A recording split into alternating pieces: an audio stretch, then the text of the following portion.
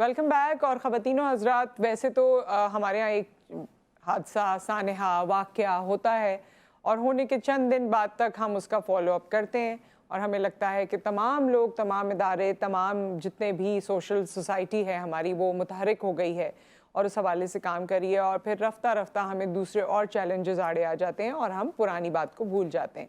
बात इतनी पुरानी नहीं है और डैमेज इतना छोटा नहीं है कि उसे आसानी से छोड़ दिया जाए। हम सैलाब की बात करेंगे। जो रीसेंट बारिशें हुई उसके बाद सैलाब आया और अब तक सिंध के काफ़ी एरियाज़ जो हैं वो इफ़ेक्टेड हैं।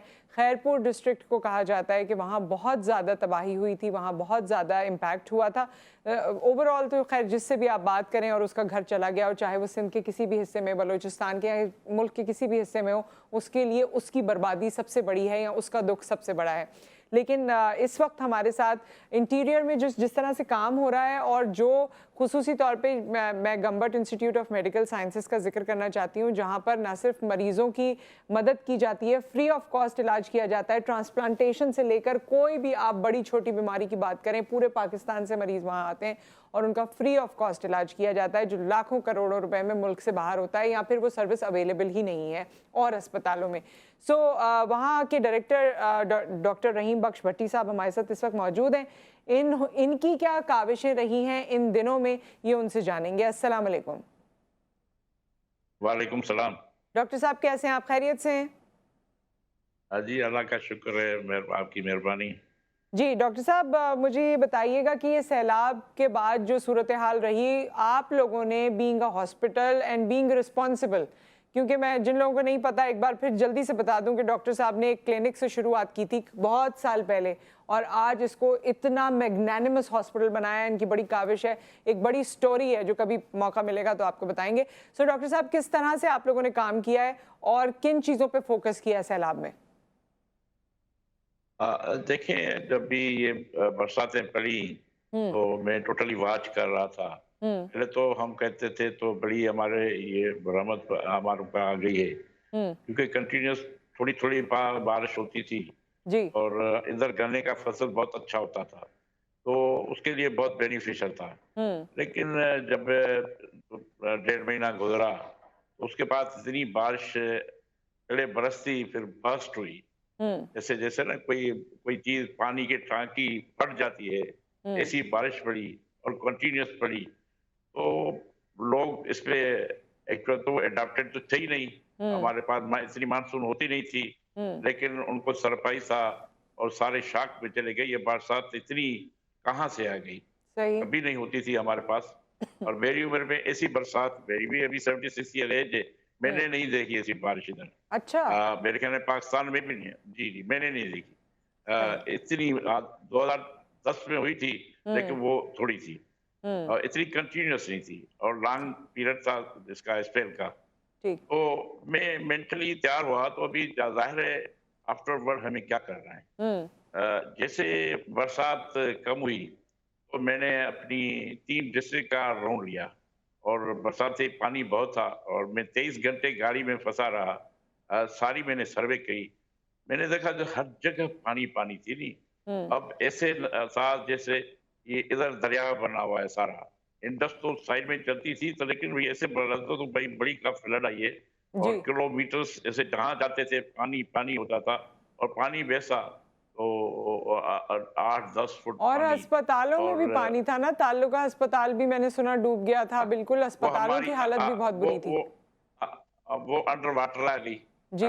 हमारी हॉस्पिटल जो ओल्ड जी थी हमारी उधर, हम्म। लेकिन हमारी जो बाहर थी जो नई बनी थी वो उसको तो थोड़ा सा नुकसान हुआ था। अच्छा, उसके बाद मैंने देखा तो जो मछलियों के तालाब थे लोगों के इधर काफी होते हैं, हम्म। वो भी सारे खत्म हो गए और जी। सारे जैसे ना एक वो होता है ना, वो तालाब बन गया सारा। हम्म। और मैंने लोगों को मछली पकड़ते भी देखा, अच्छा। क्योंकि वो पकड़ रहे थे रास्ते। हाँ जी, जी। अच्छा। रास्ते में लोग जैसे दरिया से मछली पकड़ते हैं ना, हम्म। इसी फ्लड इसी से वो भी मछलियां भी पकड़ रहे थे, क्योंकि वो रोजगार उनका नहीं था। और हम्म। वो जो था ना हमारी जो बास्केट और नेट से, हम्म। उससे जालियां तो उनके पास थी नहीं इतनी, बास्केट हम्म। और नेट से वो मछलियां पकड़ रहे थे। हम्म। लेकिन हम्म। उसके आफ्टर इफेक्ट्स इतने हुए, तो लोगों के घर तबाह हो गए और जाने का वो निकल भी नहीं सके कहीं। तो डॉक्टर साहब एक खास एक इसमें खुराक मुझे के मेरे जहन में ये ख्याल आता है कि जब आपका हॉस्पिटल भी एक आपने बताया कि बिल्कुल ही अंडर वाटर हो गया, दूसरे की हालत भी बहुत बुरी थी, लेकिन आपके पास तो पेशेंट्स वो भी होते हैं जो जिनकी जिंदगियों के दिन गिने जा चुके होते हैं, या फिर उस तरह के पेशेंट्स भी होते हैं जिनका ट्रांसप्लांट होना है, वो तो पहले से ही बहुत वल्नरेबल होते हैं। उन पेशेंट्स के लिए आप लोगों ने क्या किया? देखो हमने पहला प्री यानी जब हमने देखा तो बारिश इतनी पड़ रही है तो हमने प्री अरेंजमेंट कर लिया था। अच्छा। हमने जो ऊपर फ्लोर जो हमारे यानी फर्स्ट फ्लोर पे तो इतना नहीं कि हम सारे सबको हमने शिफ्ट किया सेकंड और थर्ड फ्लोर पे। ठीक है। तो वो उनको मैंने प्रोटेक्ट किया सबको और हम्म। हमने कंटिन्यू रखा स्टाफ अस्पताल को बंद नहीं किया हमने क्योंकि हम्म। ये भी हमारे जो लोग थे आईसीयू के लोग थे या ट्रांसप्लांट के लोग थे उनको भी हमने नहीं छोड़ा। और फिर हमने जो इमरजेंसी सेटअप डेवलप किया जी। इसमें हमारी गाड़ियां हैं इमरजेंसी की और हाँ। फुली लोडेड हैं ये और एम्बुलेंसेस जो उनको हमें रोडों पे नजर आ छोड़ा। रही हैं, ये फुटेज भी इस वक्त चल रही जी थी, जी ये हाँ हाँ एम्बुलेंस हाँ जी। हाँ ये जो थे ना हमारी हम्म। डिस्ट्रिक्ट बड़ा अफेक्टेड थी तो एक एंड से लेके दूसरी एंड तक ये सारी दिन चलती थी। कहीं भी अगर पेशेंट मिल जाए कोई भी हम्म। उसकी उधर ही ट्रीटमेंट हो जाए या उसको शिफ्ट करना है वो शिफ्ट कर लेते थे उनको। वो हम्म। फुली लोडेड था उनमें सारे एक्सपर्ट डॉक्टर बिठाए हुए थे हमने। हम्म। और मेरे ख्याल अभी तो उसको अभी तक चल रही है ये सपोर्ट हम दे रहे हैं अच्छा और डॉक्टर ये साहब, एम्बुलेंस फुली लोडेड है। क्या आपकी एम्बुलेंसेस में ये फैसिलिटी भी थी या है कि जिस तरह हार्ट अटैक लोगों को आता है या कोई स्ट्रोक आ गया या फिर खवातीन है, प्रेग्नेंट खवातीन है, उनके हवाले से क्या इन इस तरह के पेशेंट्स को भी आप लोग केटर कर सके? जी, जी। इसमें अगर किसी को खुदा ना ख़ास्ता कोई अगर डिलीवरी करवानी हो तो वो उसमें हम्म। एम्बुलेंस में होती। हम्म। एम्बुलेंस की हाइट इतनी बड़ी है, तो उसमें औरत लेट जाती है हम्म। और अपना वो लेडी डॉक्टर्स या डॉक्टर्स को डिलीवरी भी करा सकते हैं हम्म। और सी सेक्शन भी करवा सकते हैं। वो सारा फैसिलिटीज़ फुली लोडेड है। हम्म। उसमें हमें डिफिब भी है, और अगर ईसीजी भी कोई है। हार्ट अटैक वगैरह किसी को होता है तो उसके लिए भी फर्स्ट एड हो सकती है जब तक उसको अस्पताल में लाया जा हाँ जी, सके। हाँ। हाँ, हाँ, उसमें हर चीज़ है, मौजूद हम्म। है, ऑक्सीजन है, वेंटिलेटर है और मेरे ख्याल हर चीज़ है। ये कंप्लीट रेस्क्यू टेबलेट एम्बुलेंसेज़ हैं, तो वो हमने चलाई रास्ते के ऊपर तो डॉक्टर साहब, इस मेन वक्त रोड जो के लोग ऊपर। आपको देख रहे हैं, हो सकता है कहीं ना कहीं से बात कहीं पहुंच जाए, और अगर वहां पर ज़रूरत है, किसी सिंध के किसी भी और इलाके में इस तरह की ज़रूरत है, कोई पेशेंट है और वो आपसे राब्ता करना चाहें, तो वो कैसे राब्ता कर सकते हैं और कैसे आपकी सहूलत हासिल कर सकते हैं इन ये जो आप लोग प्रोवाइड कर रहे हैं? हाँ जी, हमारा नंबर है जो हम्म। ये हमारा उससे टेलीफ़ोन भी कर सकते हैं। हम्म। 24 घंटे मेरा खुद का नंबर भी है, हम्म। एम्बुलेंस सर्विस का भी है, तो किसी वक़्त भी कॉल कर सकते हैं। क्योंकि मेरे तो वैसे ही पाकिस्तान से कॉल होती है जी। और वो फ्रंटियर हो पंजाब हो, आज़ाद कश्मीर हो, हमें कॉन्टैक्ट करते हैं और उनको हम रेस्क्यू वैसे भी करते हैं लोगों को इमरजेंसी में। लेकिन हम्म। अब ये तो एब्नॉर्मल चीज़ आ गई थी बीच में, तो उसमें तो इन एम्बुलेंस ने बहुत फ़ायदा दिया। ये पाकिस्तान में किसी के पास नहीं है बताओ मैं ऐसी एम्बुलेंस जो अच्छा, फुल्ली लोडेड हो। तो हाँ, हमारे ये फुल्ली हमारे पास लोडेड है कैसे, हमने। आपके पास कैसे है? क्या ये सिंध गवर्नमेंट का कोई तोहफा है या आपकी अपनी काविश है या इंटरनेशनली कोई तोहफा है? नहीं मैं एक दफ़ा गया था कहीं जर्मनी में मेडी का वो एग्ज़िबिशन थी उसमें मैंने देखी। तो अच्छा। मैंने उनको उधर ही ऑर्डर दे दिया, जी हमें ये एम्बुलेंस दें हम पेमेंट करेंगे। फिर हमने उसी को दी और एम्बुलेंस आ गई हमारे पास। ठीक है, देखिए गुड टू आज नो, वो गुड टू बहुत नो। काम आ रही है हमारे पास। थैंक यू डॉक्टर साहब। एक ब्रेक आ गया है यहाँ पर, ब्रेक के बाद हम वापस आते हैं और फिर आपसे बात कंटिन्यू करते हैं। आप हमारे साथ रहिए।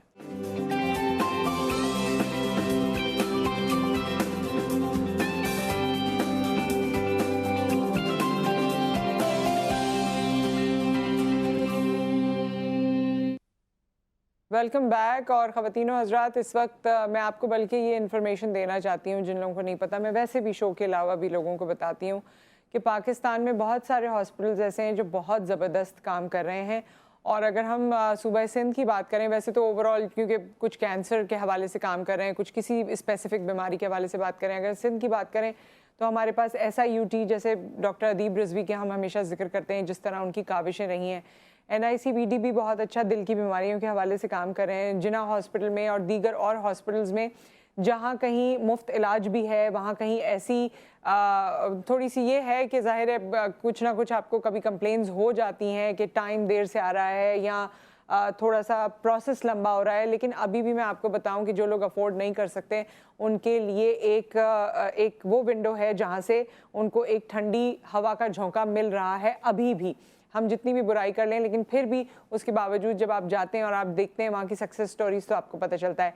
Same is the case with Gambat institute of medical sciences. और ये मैं इसलिए बताती हूँ कि आप में से जितने लोग हैं, खुदा न खास्ता अगर किसी का किडनी ट्रांसप्लांट है, लिवर ट्रांसप्लांट है, कॉर्निया ट्रांसप्लांट है, कैंसर का मसला है, हेपेटाइटिस भी उस लेवल का हो गया है कि जो जानलेवा साबित होने वाला है, या और इस तरह की कोई भी ऐसी फेटल डिजीज़ जो कि जानलेवा हो सकती है, और आपके पास पैसे नहीं हैं, आपके पास वसाइल नहीं है, तो आप गम्बट इंस्टीट्यूट ऑफ मेडिकल साइंसेस में जा सकते हैं और वहाँ फ्री ऑफ कॉस्ट इलाज होता है। इसको जिस तरह डॉक्टर रहीम बख्श भट्टी जो इसके डायरेक्टर हैं, जिनकी काविशों से आज ये यहाँ तक पहुँचा है, इसमें इंटरनेशनल अमला आता था, जर्मनी से डॉक्टर्स आते थे, वो यहाँ ट्रेनिंग्स भी कराते थे, काम भी कराते थे।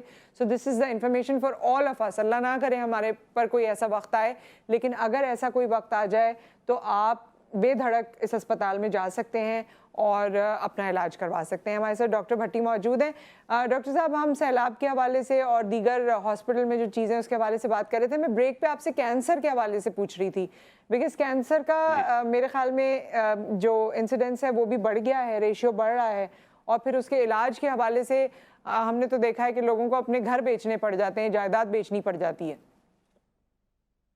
हाँ जी मैडम, हमने तो बड़ा ऑन्कोलॉजिकल सेंटर बना दिया है कैंसर का। और जो चीज़ें अभी जो हमारे पास फैसिलिटीज़ हैं, क्योंकि इसमें 4 होते हैं, तो उनकी सर्जिकल इंटरवेंशन होती है कैंसर की, जी। फिर उसके रेडिएशन होती है, रेडियोथेरापी होती है, उसके बाद कीमोथेरापी होती है, और फिर रिहेबिलिटेशन और ये होता है। तो हमारे पास सब सहूलतें हैं।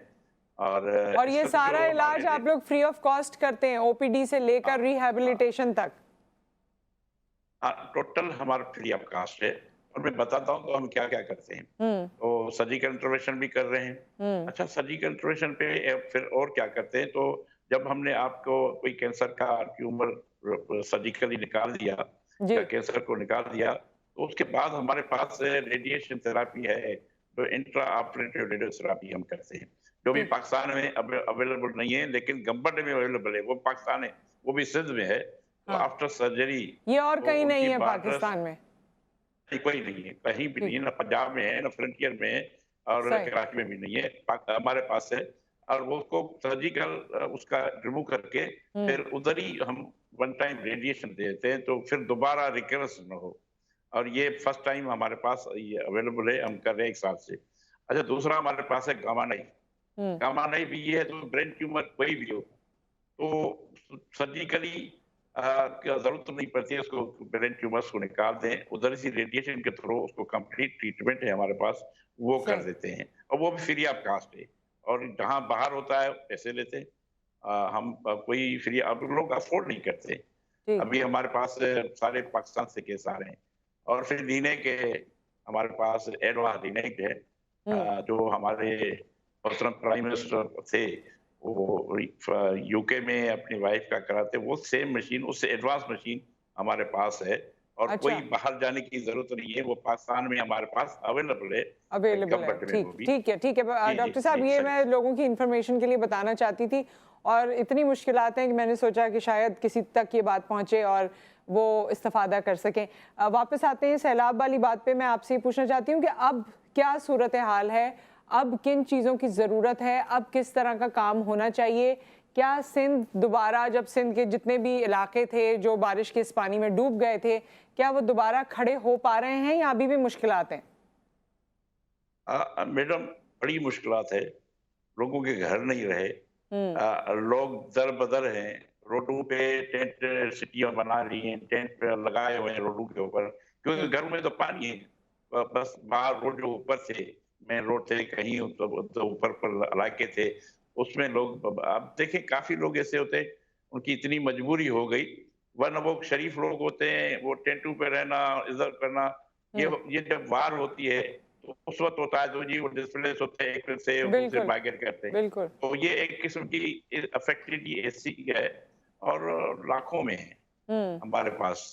और तो बच्चे अब जो ये हैं वो बहुत डिस्प्लेस सफर हो, करें। ये डिस्प्लेस तो हो गए हैं लोग, अब ये दोबारा कैसे रिहैबिलिटेट होंगे, दोबारा कैसे घर बनेंगे हाँ, या कहाँ जाएंगे? ये अभी हाँ, तो टेंटों में रह रहे हैं।